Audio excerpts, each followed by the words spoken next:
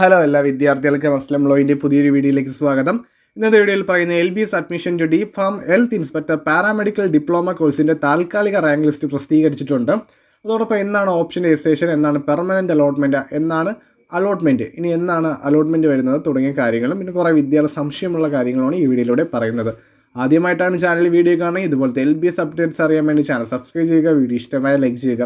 നിലവിൽ എല്ലാ വിദ്യാർത്ഥികൾക്കും അറിയാം 2024-25 അധ്യയന വർഷത്തെ diploma in pharmacy, health inspector and മറ്റ് പാരാമെഡിക്കൽ കോഴ്സിൽ അപേക്ഷിച്ച വിദ്യാർത്ഥികളുടെ താൽക്കാലിക റാങ്ക് ലിസ്റ്റാണ് നിലവിൽ വെബ്സൈറ്റിൽ പ്രസിദ്ധീകരിച്ചത്, അതായത് പ്രൊഫഷണൽ റാങ്ക് ലിസ്റ്റ്. അത് അറിയാൻ വേണ്ടി www.lbscenter.kerala വെബ്സൈറ്റിൽ കയറിയാൽ നിങ്ങളുടെ റാങ്ക് ലിസ്റ്റ്, താൽക്കാലിക റാങ്ക് ലിസ്റ്റ് അറിയാൻ സാധിക്കുന്നതാണ്.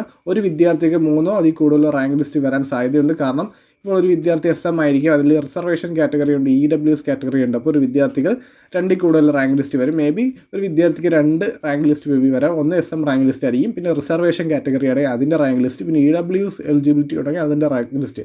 അങ്ങനെ ഓരോ വിദ്യാർത്ഥികൾക്കും ഈ 2 കൂടുതൽ റാങ്ക് ലിസ്റ്റ് കാണാൻ സാധിക്കുന്നതാണ്. അതെങ്ങനെ വെബ്സൈറ്റിൽ കയറി നോക്കാൻ സാധിക്കുന്ന എല്ലാം വീഡിയോയിലൂടെ പറയുന്നതാണ്. അതോടൊപ്പം ഈ വന്ന റാങ്ക് ലിസ്റ്റിൽ എന്തെങ്കിലും മിസ്റ്റേക്ക് ഉണ്ടെങ്കിൽ തെറ്റ് തിരുത്താനുള്ള അവസരമുണ്ട്. അത് 18/11/2024 5 മണിക്ക് മുമ്പ് നിങ്ങൾക്ക് ഇമെയിൽ അയക്കാനുള്ള ഓപ്ഷനാണ് വെബ്സൈറ്റിൽ പറയുന്നത്. അപ്പോൾ ഏതെങ്കിലും വിദ്യാർത്ഥികളുടെ താൽക്കാലിക റാങ്ക് ലിസ്റ്റിൽ എന്തെങ്കിലും വ്യത്യാസം ഉണ്ടെങ്കിൽ, എന്തെങ്കിലും മിസ്റ്റേക്ക് ഉണ്ടെങ്കിൽ, ജെന്യൂൻ കേസ് ആണെങ്കിൽ നിങ്ങൾക്ക് 18/11/2024 5 മണിക്ക് മുമ്പ് അയച്ചാൽ എന്തെങ്കിലും ഒരു മിസ്റ്റേക്ക് എല്ലാം തിരുത്തി ഫൈനൽ റാങ്ക് ലിസ്റ്റ് അതിനുശേഷം പ്രസിദ്ധീകരിക്കുന്നത് ആയിരിക്കും.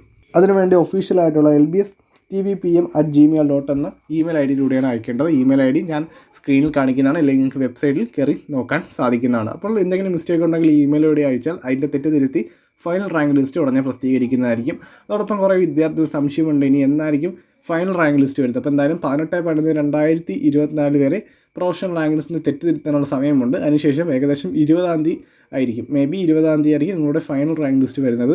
അതിനുശേഷം നിങ്ങൾക്ക് ഓപ്ഷൻ രജിസ്ട്രേഷനുള്ള സമയം വരുന്നതാണ്. ഓപ്ഷൻ രജിസ്ട്രേഷന് മുമ്പ് ഓരോ വിദ്യാർത്ഥികൾ നോക്കേണ്ട കാര്യമാണ് ഏതൊക്കെ കോഴ്സിലും കോളേജിലുമാണ് വയ്ക്കേണ്ടതെന്ന്. അതിനുവേണ്ടി അപ്രൂവൽ ലിസ്റ്റ് വെബ്സൈറ്റിൽ പ്രസിദ്ധീകരിച്ചിട്ടുണ്ട്, അതെടുത്ത് നോക്കേണ്ടതാണ്. അതിൽ എത്ര സീറ്റുണ്ട്, എത്ര ഫീസാണ് എന്നെല്ലാ കാര്യങ്ങളും നൽകിയിട്ടുണ്ട്. റിസർവേഷൻ്റെ എത്ര % ഓരോ വിദ്യാർത്ഥികൾക്കുള്ളതും എല്ലാം നൽകിയിട്ടുണ്ട്. അപ്പോൾ അതെല്ലാം നോക്കി ഓരോ വിദ്യാർത്ഥികളും മുൻപേ കൂട്ടി ഏതൊക്കെ കോളേജാണ് വയ്ക്കുന്നതെന്ന് നോക്കി വെച്ചിരുന്നാൽ കുറച്ചുകൂടി ബെറ്റർ ആയിരിക്കും. ആ സമയത്ത് ഓപ്ഷൻ രജിസ്ട്രേഷൻ ചെയ്യാൻ സാധിക്കുന്നതാണ്. ഓപ്ഷൻ രജിസ്ട്രേഷൻ 2-3 ദിവസം സമയം കാണും, കൊണ്ട് പേടിക്കേണ്ട, പയ്യെ നോക്കിയാലും മതി. ഇതിപ്പോൾ ഏതെങ്കിലും വിദ്യാർത്ഥികൾക്ക് ഈ താൽക്കാലിക അലോട്ട്മെൻറ്റ് മിസ്റ്റേക്ക് ഉണ്ടെങ്കിൽ അയക്കാനുള്ള, അതായത് മിസ്റ്റേക്ക് അയക്കാനുള്ള വെബ്സൈറ്റിലല്ല ഇമെയിൽ ID നൽകിയിട്ടുണ്ട്. അതുവഴി നിങ്ങൾക്ക് തെറ്റ് തിരുത്താനുള്ള അവസരം നൽകിയിട്ടുണ്ട്. ഇതിന് ശേഷം തെറ്റൊക്കെ തിരുത്തി എന്തെങ്കിലും ജെന്യൂൻ കേസാണെങ്കിൽ അതെല്ലാം മാറ്റി final rank list may be 20-ാം തീയതി വരെ പ്രസിദ്ധീകരിക്കുന്നതാണ്. അതോടൊപ്പം കുറേ വിദ്യാർത്ഥി സംശയമാണ് എങ്ങനെയാണ് റാങ്ക് ലിസ്റ്റ് നോക്കേണ്ടത്. ചില വിദ്യാർത്ഥികൾ കമ്പ്യൂട്ടർ സെൻറ്റേഴ്സിലൊക്കെ പോകുന്നതാണ്. കമ്പ്യൂട്ടർ സെൻറ്റേഴ്സിലും പോകേണ്ട കാര്യമില്ല, കാരണം കുറേ പ്രൊസീജിയർ നിങ്ങൾക്ക് ഈ ഫോൺ വഴി ചെയ്യാനുള്ളതാണ്. അപ്പോൾ എപ്പോഴും കമ്പ്യൂട്ടർ സെൻറ്റേഴ്സിനെ ആശ്രയിക്കേണ്ട കാര്യമുള്ള, അതിനുവേണ്ടി വിദ്യാർത്ഥികൾ അല്ലെങ്കിൽ കമ്പ്യൂട്ടറുള്ള, അതായത് എക്സ്റ്റേണൽ ഓരോ അക്ഷയ വഴിയോ കമ്പ്യൂട്ടർ സെൻറ്റേഴ്സ് വഴി കുറേ വിദ്യാർത്ഥി പോകണമുണ്ട്. ഇതൊക്കെയാണെങ്കിൽ ഇത് കുറേ ഡോക്യുമെൻറ്റ്സ് ഒന്നും അപ്ലോഡ് ചെയ്യാനില്ലാത്തതുകൊണ്ട് ഈ ബേസിക് കാര്യങ്ങൾ നോക്കാൻ വേണ്ടി മൊബൈലിൽ കൂടെ തന്നെ നോക്കാൻ സാധിക്കുന്നതാണ്. ഏതെങ്കിലും വിദ്യാർത്ഥികൾക്ക് അറിയത്തില്ലെങ്കിൽ കമ്പ്യൂട്ടർ സെൻറ്റേഴ്സ് വഴിയോ മറ്റ് സെൻറ്റർ വഴി പോകാൻ സാധിക്കുന്നതാണ്. ഇതിപ്പോൾ മൊബൈൽ എങ്ങനെ നോക്കാൻ സാധിക്കുന്നതാണ് വീഡിയോയിലൂടെ പറയുന്നത്. അതിനുവേണ്ടി 3 ബാർ സെലക്ട് ചെയ്ത് വെബ്സൈറ്റിൽ കയറിയ ഇടത് സൈഡിൽ ഏറ്റവും ടോപ്പിൽ 3 ബാർ കാണും. അത് സെലക്ട് ചെയ്ത് ലോഗിൻ എന്ന് സെലക്ട് ചെയ്താൽ നിങ്ങളുടെ application number, register ID, password എന്നിവ സബ്മിറ്റ് ചെയ്താൽ നിങ്ങളുടെ രജിസ്റ്റർ ചെയ്ത ഹോം പേജ് വരുന്നതാണ്. അതിൽ നിങ്ങളുടെ ഡോക്യുമെൻറ്റ്സ് എല്ലാം നൽകിയിട്ടുണ്ട്. അത് ഡോക്യുമെൻറ്റ്സ് എന്ന് വെച്ചാൽ ഏതൊക്കെ ഡോക്യുമെൻറ്റ്സ് കൊടുത്തു, ഏതെല്ലാം അക്സെപ്റ്റ് ചെയ്ത ഡേറ്റസ് എല്ലാം വിദ്യാർത്ഥികൾ കയറി നോക്കിക്കാണും. ആ പേജ് വരുന്നതാണ്. അതിൽ അവിടെ ഒരു 3 ഡോട്ട്സ് കാണും. അതിൽ റാങ്ക് ലിസ്റ്റ് എന്ന് കാണും. അത് സെലക്ട് ചെയ്താൽ വിദ്യാർത്ഥികൾക്ക് ഇപ്പോൾ SM റാങ്ക് ലിസ്റ്റ് എത്രയാണ് കിട്ടിയത്, ഇപ്പോൾ റിസർവേഷനിലുള്ള കാറ്റഗറി ആണെങ്കിൽ അതിന് എത്ര റാങ്ക് ലിസ്റ്റാണ് കിട്ടിയത് എന്നെല്ലാം അറിയാൻ സാധിക്കുന്നത്. അങ്ങനെ നോക്കാൻ സാധിക്കുന്നതാണ്. കമ്പ്യൂട്ടർ സെൻറ്റേഴ്സിൽ തന്നെ പോയി നോക്കുന്ന വിദ്യാർത്ഥികൾക്കാണെങ്കിൽ പോയി നോക്കാം. ഇത് ഫോണിൽ നോക്കുന്നത് വളരെ എളുപ്പമാണ്. ഇത് ഇപ്പോൾ പെട്ടെന്ന് പഠിച്ചു വെച്ചാൽ നിങ്ങൾക്ക് ഓപ്ഷൻ രജിസ്ട്രേഷൻ തുടങ്ങിയ കാര്യങ്ങളെല്ലാം ഫോണിൽ ചെയ്യാൻ സാധിക്കുന്നതാണ്.